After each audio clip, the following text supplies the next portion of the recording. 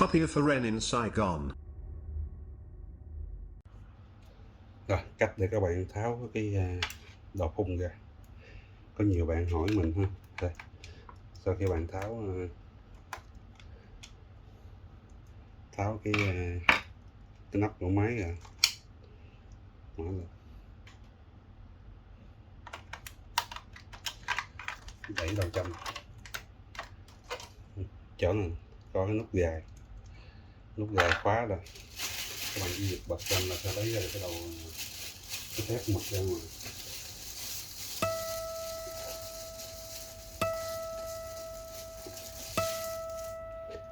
Đây, dễ làm, lấy bít dẹp đẩy nhẹ vô.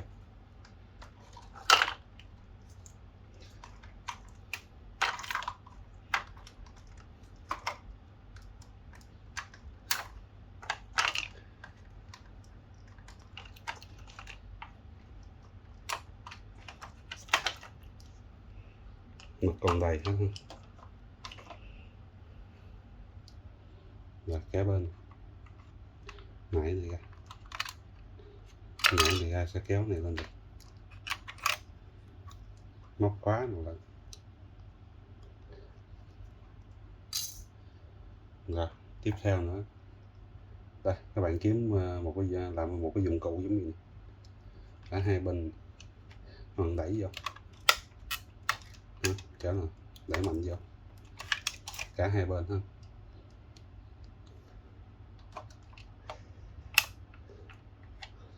Đây, để mình làm hai cái tay cho nó dễ làm.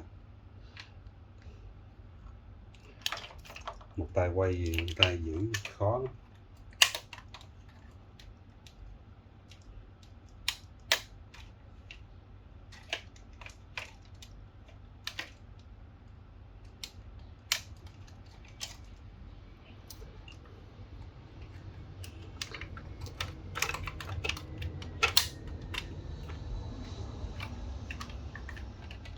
Các bạn đẩy hai bên, nó có cái gờ này, các bạn kéo vô,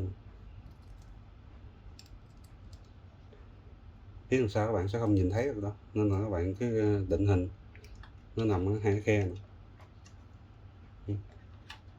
bạn đẩy vào. Rồi trong đầu bên có 3 con ốc, bạn sẽ tháo 3 ốc này ra.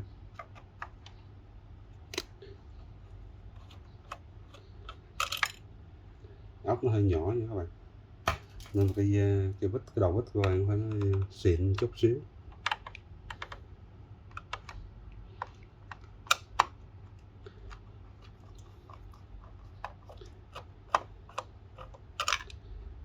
Cái vít các bạn mà để tháo laptop đó, dễ làm hơn.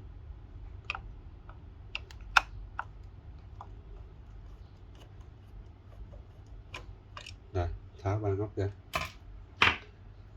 như vậy chúng ta sẽ lấy được cái đầu anh lên.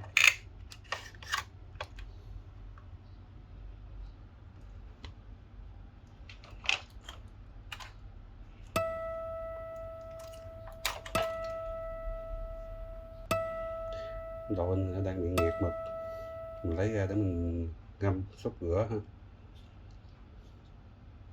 Rồi như vậy là tôi đã chia sẻ với các bạn cách tháo cái đầu in của máy in Epson L805 nha các bạn.